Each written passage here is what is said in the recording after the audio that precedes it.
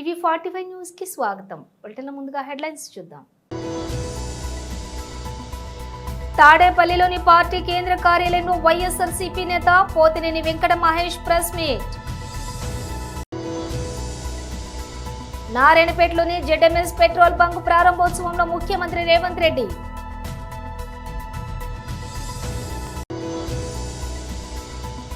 తెలంగాణ భవన్లో బీఆర్ఎస్ నేతలు విలేకరుల సమావేశం.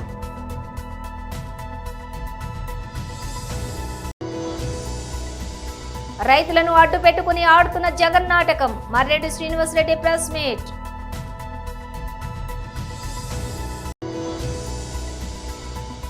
మెదక్ ఎంపీ శ్రీ రఘునందన్ రావు మీడియాతో మాట్లాడారు.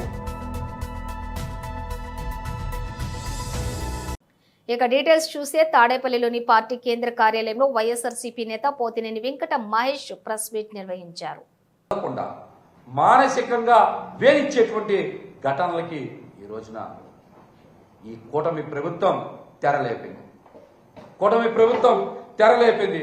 అధికారాన్ని అడ్డం పెట్టుకొని అడ్డు అదుపు లేకుండా పైశాచికత్వంగా పెట్టేయిపోతున్న ఈ కూటమి పార్టీ సైకో బ్యాచ్లు ఈ రోజున విచ్చలవిడిగా విచృలంకంగా రెచ్చిపోతున్న తీరు రాష్ట్రంలోని ప్రజల్ని, మహిళల్ని, చిన్నారులను కూడా ఆందోళన పరుస్తోంది. ఈ రోజున ఆందోళన పరుస్తోంది.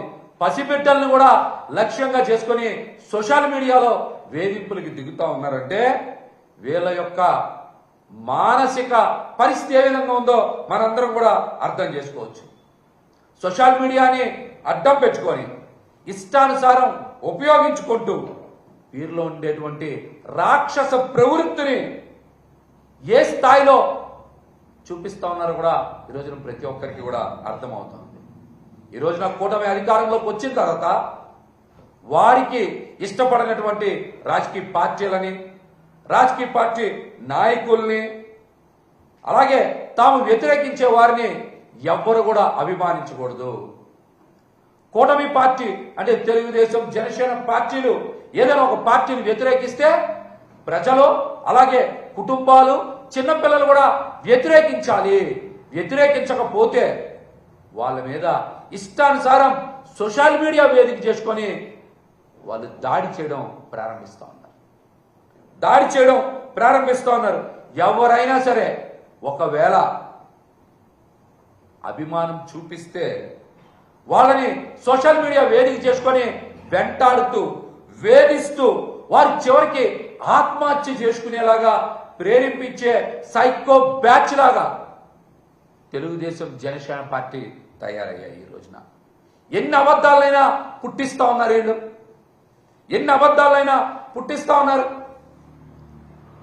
విజయవాడలో 3 రోజుల క్రితం వల్లభనేని వంశీ గారిని పరామర్శించడానికి జగన్మోహన్ రెడ్డి గారు వస్తే చిన్నారిని జగన్మోహన్ రెడ్డి గారు ఎంతో ప్రేమగా దగ్గరికి తీసుకుంటే ఆ చిన్నపిల్ల కూడా జగన్మోహన్ రెడ్డి గారి మీద ఎంతో ప్రేమ కురిపిస్తే దాన్ని కూడా ఇష్టానుసారం రాజకీయం చేశారు. మానవీయ కోణంలో చూడక సోషల్ మీడియా వేదికగా ఎంత దారుణంగా పోస్ట్ చేశారో ఒక్కసారి చూడండి.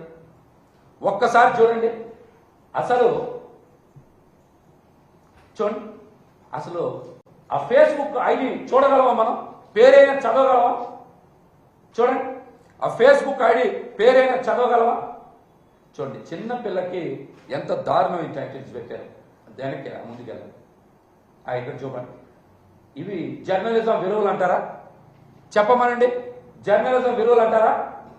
ఒక డెప్యూటీ స్పీకర్ అయ్యి శాసన వ్యవస్థ నడుపుతా ఎలా ఒక పసిపిల్లని ఎంత దారుణంగా హింసించేలాగా రఘురామకృష్ణ. నారాయణపేటలోని జెడ్ఎంఎస్ పెట్రోల్ బంక్ ప్రారంభోత్సవంలో ముఖ్యమంత్రి రేవంత్ రెడ్డి పాల్గొన్నారు. ఈరోజు ఈ కార్యక్రమంలో పాల్గొని ప్రజాపాలనలో, ఈ ప్రభుత్వంలో మహిళలకే మొట్టమొదటి ప్రాధాన్యత ఉంటుంది. మహిళా ఆత్మగౌరవంతో బ్రతికినప్పుడే ఆ కుటుంబం, గ్రామంలో ఆత్మగౌరవంతో తలెత్తుకొని తిరగగలుగుతుంది అని చెప్పి సంపూర్ణంగా ఈ ప్రభుత్వం విశ్వసిస్తుంది. అందుకే ఈరోజు మహిళల్ని తమ కాళ్ళ మీద తాము నిలబడి 10 మందికి చేయుతను సహాయాన్ని అందించే విధంగా ఈరోజు ప్రభుత్వం ప్రణాళికలు తీసుకుంటుంది. ఈరోజు మహిళ దగ్గర 10 రూపాయలు ఉంటే మొట్టమొదట తమ పిల్లల చదువుల కోసం ఖర్చు పెడతారు. ఆ తర్వాత పిల్లలను ఎదగడానికి, పిల్లలు ఆరోగ్యవంతంగా ఉండడానికి, వాళ్ళకు ఒక సంస్కారం నేర్పడానికి ఖర్చు పెడతారు. ఆ తర్వాత కుటుంబము 10 మంది ముందు గౌరవంతో బ్రతకడానికి అవసరమైన విధంగా ఖర్చు పెడతారు. కానీ అదే ఇంటి ఆయన చేతిలో 10 రూపాయలు ఉంటే సాయంత్రం పోయి బెల్ట్ షాపులు ఇచ్చొస్తాడు. అందుకే ఈరోజు ఈ రాష్ట్రంలో ఆనాడు పివి నరసింహారావు గారు స్వయం సహాయక సంఘాలను మొదలుపెట్టి, ఆ తర్వాత రాజశేఖర రెడ్డి గారు, ఆనాడు అర్ణమ్మ గారు మంత్రిగా ఉన్నప్పుడు ఈ జిల్లాలో సంఘాలను, ఉమ్మడి మహబూబ్ నగర్ జిల్లాలో సంఘాలను బాగా పెంచేదానికి, పెంపొందించేదానికి వాళ్ళకి అన్ని రకాలుగా ఆ రోజు సహకారం అందించారు. తెలంగాణ రాష్ట్రం వచ్చిన తర్వాత మహిళా సంఘాలకు గ్రహణం పట్టినట్టుగా కొంతకాలము చాలామంది ఎలాంటి సహాయం లేక, ఆదరణ లేక ఇబ్బందులను ఎదుర్కొన్నారు. కానీ మన ప్రభుత్వం ఏర్పడిన ఎంబడే మొట్టమొదట మళ్ళీ మహిళా సంఘాలను పునరుద్ధరించాలి, మహిళలను ఆర్థికంగా బలోపేతం చేయాలి అని చెప్పి ఈరోజు కొత్త సంఘంలో సభ్యులను చేర్చుకుంటూ ఈ సంఘాలకు అవసరమైన బ్యాంక్ లింకేజ్లతో పాటు ఇతర వ్యాపార నైపుణ్యాన్ని కూడా నేర్పాలి అని చెప్పి ఈరోజు ప్రభుత్వం నిర్ణయం తీసుకున్నది. అందుకే మీకు పావలా వడ్డీ కానీ, జీరో వడ్డీ కానీ, ఇవి ఏవైతే పెండింగ్ ఉన్నాయో వాటి అన్నిటినీ ఒకటొకటిగా పరిష్కరించుకుంటూ, అదేవిధంగా కొత్తగా సంఘంలో సభ్యులను చేర్చుకుంటూ వచ్చినాం. ఈరోజు రాష్ట్రంలో మహిళా శక్తి 67 లక్షల మంది చేరిండ్రు. ఈరోజు ఇందిరా మహిళా శక్తిలో 67 లక్షల మంది సభ్యులు ఉన్నారు. నేను మా సీతక్కతో విజ్ఞప్తి చేసిన, అక్క 1 కోటి మందిని, తెలంగాణ రాష్ట్రంలో 1 కోటి మంది మహిళలను కోటీశ్వరులను చేయడమే నా బాధ్యత అని చెప్పి నేను సీతక్కకు చెప్పడం జరిగింది. ఇది మాటలతో కాకుండా ఇంతకుముందు ఆడబిడ్డలు చెప్పిండ్రు, అమ్మ ఆదర్శ పాఠశాల మాకే ఇచ్చిండ్రు, అదేవిధంగా బట్టలు కుట్టే కార్యక్రమాన్ని మాకే ఇచ్చిండ్రు. ఈరోజు ఐకేపీ కేంద్రాలు మీ ఆధ్వర్యంలోనే నడుస్తున్నాయి. పెట్రోల్ బంకులు ఈరోజు వ్యాపారం చేసుకోవడానికి ఇచ్చిండ్రు. అదేవిధంగా ఆర్టీసీలో బస్సులు, గతంలో ప్రైవేట్ సంస్థలు, పెద్ద పెద్ద కార్పొరేట్ సంస్థలు బస్సులు కొని కిరాయికి ఇచ్చేది ఆర్టీసీకి. ఈరోజు మహిళా సంఘాల నుంచి ఆర్టీసీ బస్సులు కొనడానికి అన్ని రకాల సహకారం అందించి తెలంగాణ భవన్లో బీఆర్ఎస్ నేతలు విలేకరుల సమావేశం నిర్వహించారు. ఈ ప్రత్యేకమైన మీడియా సమావేశానికి వచ్చినందుకు మీ అందరికీ కూడా హృదయపూర్వక ధన్యవాదాలు. అదేవిధంగా ఈ ప్రత్యేకమైన బ్రీఫింగ్ను చూస్తున్న తెలంగాణ ప్రజలందరికీ కూడా మరొకసారి ధన్యవాదాలు తెలుపుతూ, మరి ఈరోజు తెలంగాణలో అరాచక శక్తులు రాజ్యం ఏలుతున్నాయి. 6 గ్యారంటీల పేరుతో తెలంగాణ ప్రజలందరి మీద కూడా మత్తుమందు చల్లి వాళ్ళందరి ఓట్లు దండుకొని 7వ గ్యారంటీగా ప్రజాకర్షక పాలన ఇస్తాను అని చెప్పిన రేవంత్ రెడ్డి ఈరోజు ప్రజా వ్యతిరేక పాలన, ప్రజల మీద ప్రతీకార పాలన, తెలంగాణ ప్రజల మీద విద్వేషపూరిత కక్షగట్టి పాలిస్తున్న తీరు మీదనే ఈరోజు మరి మేము మాట్లాడదలుచుకున్నాం. మరి ఈరోజు మరి ముఖ్యంగా తెలంగాణ ఉద్యమంలో అత్యంత కీలకమైన పాత్ర పోషించి మరి కేసీఆర్ గారికి వెన్నుదన్నుగా ఉండి 7 సార్లు ఎమ్మెల్యేగా ఎన్నికై సిద్దిపేట నియోజకవర్గం నుండి మరి తెలంగాణలో నీటిపారుదల శాఖ, అదేవిధంగా మార్కెటింగ్ శాఖ, ఆర్థిక శాఖ, మరి ముఖ్యంగా కోవిడ్-19 మహమ్మారి తెలంగాణ సమాజాన్ని కబలిస్తున్న సమయంలో ఆరోగ్య శాఖను తనదైన శైలిలో మరి నిర్వహిస్తూ తెలంగాణ ప్రజలందరి మన్ననలు పొంది దేశంలోనే తెలంగాణను ఒక గొప్ప రాష్ట్రంగా తీర్చిదిద్దిన మరి మాజీ మంత్రివర్యులు సిద్దిపేట శాసనసభ్యులు శ్రీ తన్నీరు హరీష్ రావు గారి మీద రేవంత్ రెడ్డి కక్షగట్టి ఒక చక్రధర్ గౌడ్ అనే ఒక నేరస్తుడితో, సిద్దిపేటకు చెందిన చక్రధర్ గౌడ్ అనే నేరస్తుని పంజాగుట్ట పోలీస్ స్టేషన్లో 1205/2024 అనే అక్రమ కేసు పెట్టించిన తీరు గురించి ఈరోజు తెలంగాణ ప్రజలందరికీ కూడా చెప్పాలని ఈ మీడియా సమావేశం పెట్టడం జరుగుతూ ఉన్నది.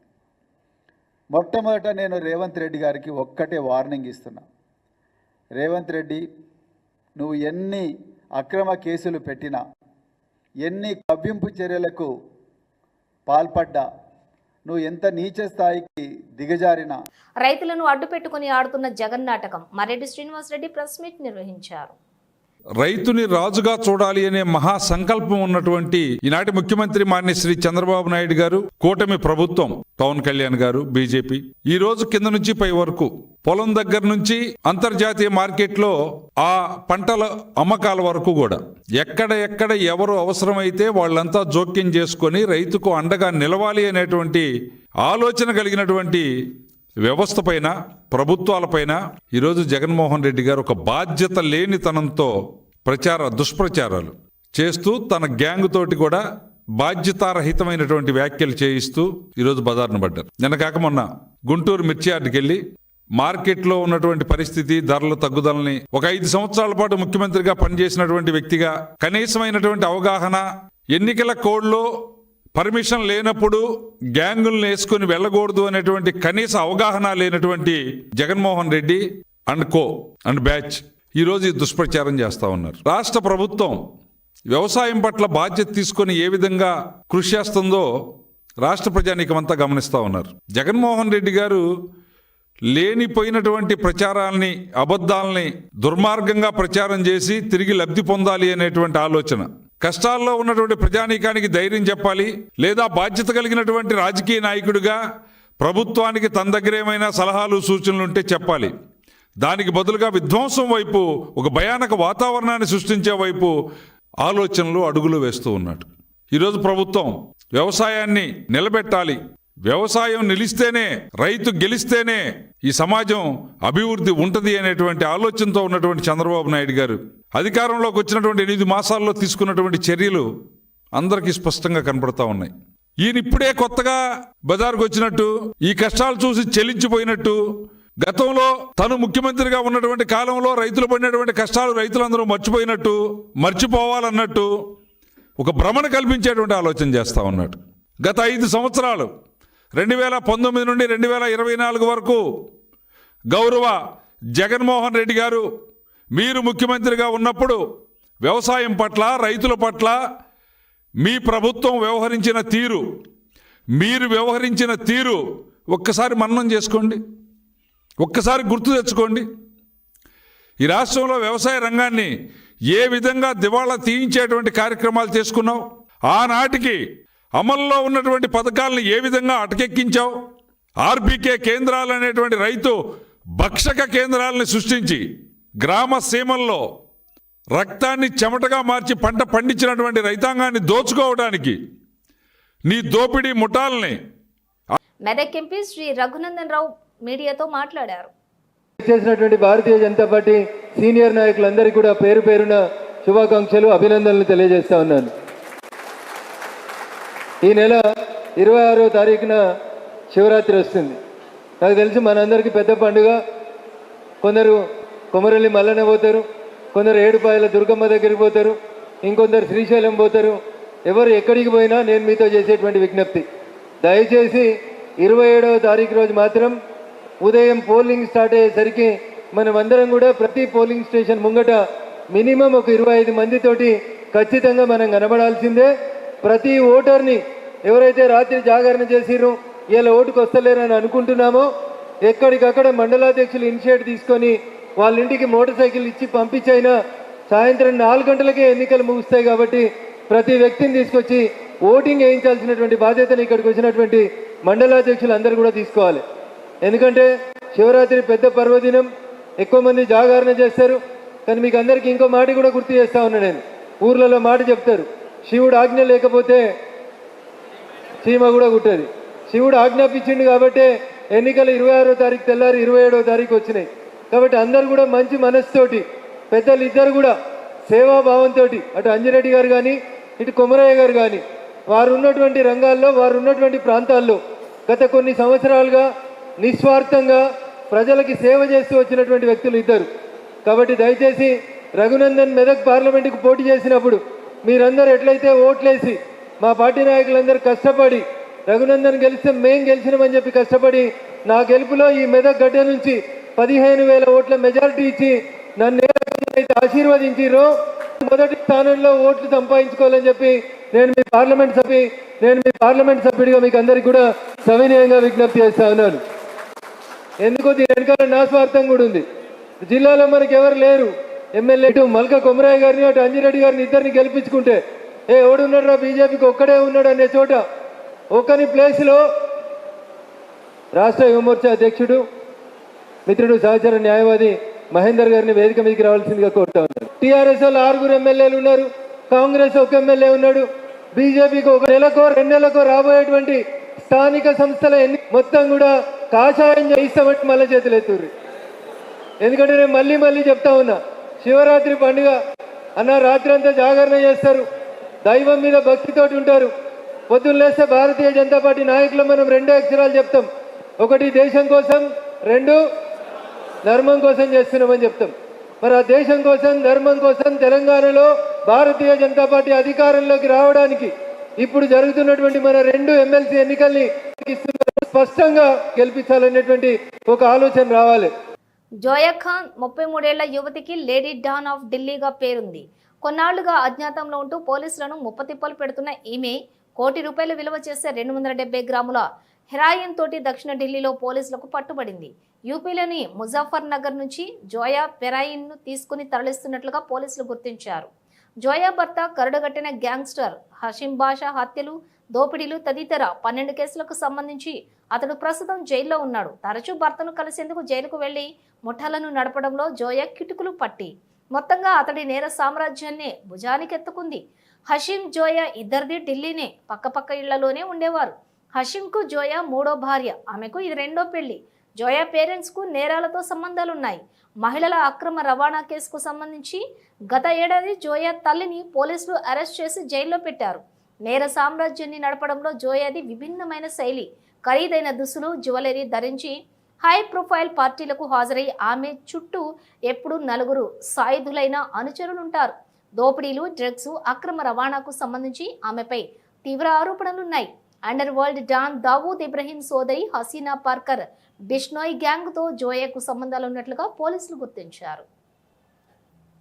అనంతరం ఆమె మాట్లాడుతూ సరైన కోచ్ లేకుండా 290 కేజీల బరువు లిఫ్ట్ చేస్తున్న సమయంలో ఇరువైపులా ఇద్దరు సరైన అవగాహన ఉన్న ట్రైనర్స్ ఉంటేనే ఇలాంటి పవర్ లిఫ్టింగ్ సాహసం చేయించాలని, అందులో లిఫ్ట్ చేసే టైం సమయంలోని పూర్తి శిక్షణ కలిగినటువంటి ట్రైనర్ల సమక్షంలోని ఇంతటి హెవీ పవర్ లిఫ్ట్ చేయించాలని కోచ్ నిర్లక్ష్యం కారణంగానే పవర్ లిఫ్టర్ ఏసికాచార్య మృతి చెందారని, ఈ దుర్ఘటనపై దిగ్భ్రాంతి వ్యక్తం చేస్తున్నాను. ఇలాంటి ఘటనలు మరోసారి జరగకుండా సరైన కోచ్ సమక్షంలోనే చేయించాలని ఆమె ఆవేదన వ్యక్తం చేశారు.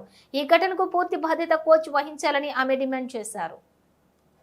చిన్న జిమ్లలో, చిన్న జిమ్సే కాదు, జిమ్స్లలో మొత్తం కూడా ఈ పవర్ లిఫ్టింగ్ గేమ్స్ అని చెప్పేసి, లేదంటే ఏదో అంటే ఏదైనా ఈవెంట్స్ కండక్ట్ చేయడము వితౌట్ అసోసియేషన్ పర్మిషన్ చేయడము, దీనికి ప్రైజ్ అవార్డు, క్యాష్ అవార్డ్స్ పెట్టడము, దీనికి ఏదో ప్రోటీన్ మేము స్పాన్సర్ చేస్తాము, లేదంటే ఇంకా ఏదేదో గిఫ్ట్లు అట్లా పెట్టేసి కాంపిటీషన్స్ పెట్టేస్తున్నారు. దాంట్లో ఎవరు అసలు కోచింగ్ పవర్ లిఫ్టింగ్ అనేది అంత ఈజీ కాదని మీకు ఆల్రెడీ చెప్పిన నేను.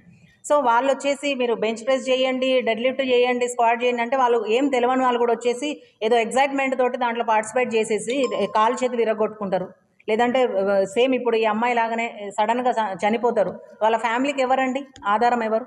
ఆ అబ్బాయి మొన్న ఒక్కడే అంట అబ్బాయి ఒక ఇన్సిడెంట్ జరిగింది. ఇలాంటివన్నీ మన వెలుగులోకి రావట్లేవు చాలా వరకు.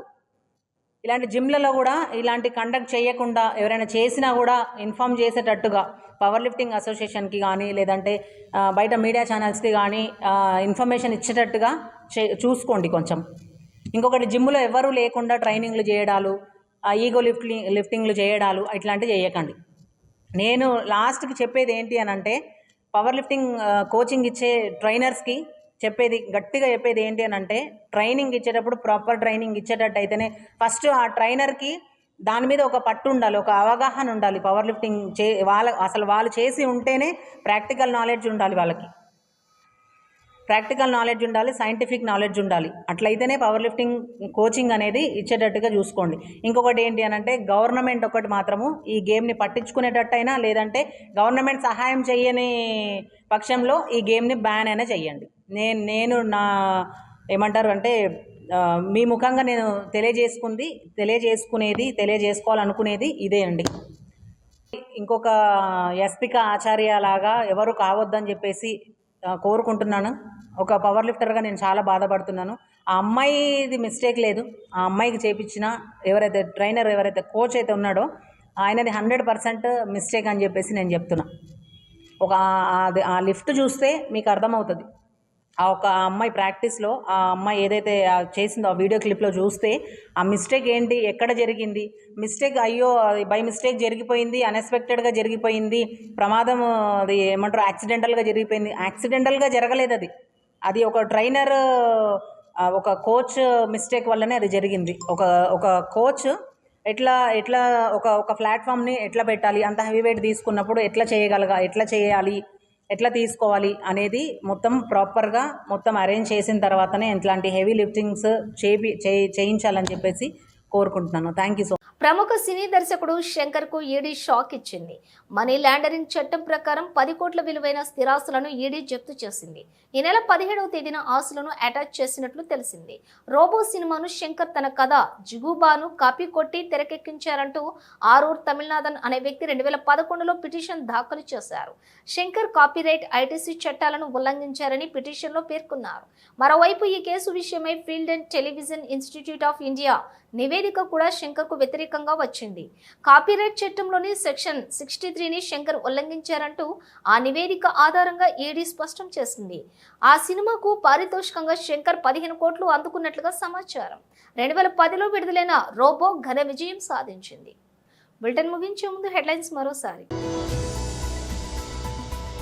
తాడేపల్లిలోని పార్టీ కేంద్ర కార్యాలయంలో వైఎస్ఆర్సీపీ నేత పోతినేని వెంకట మహేష్ ప్రెస్ మీట్. నారాయణపేటలోని జెడ్ఎంఎస్ పెట్రోల్ బంక్ ప్రారంభోత్సవంలో ముఖ్యమంత్రి రేవంత్ రెడ్డి.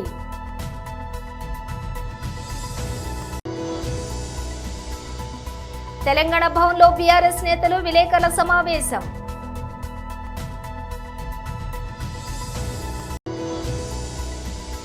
రైతులను అడ్డు పెట్టుకుని ఆడుతున్న జగన్ నాటకం, మర్రెడ్డి శ్రీనివాసరెడ్డి ప్రెస్ మీట్.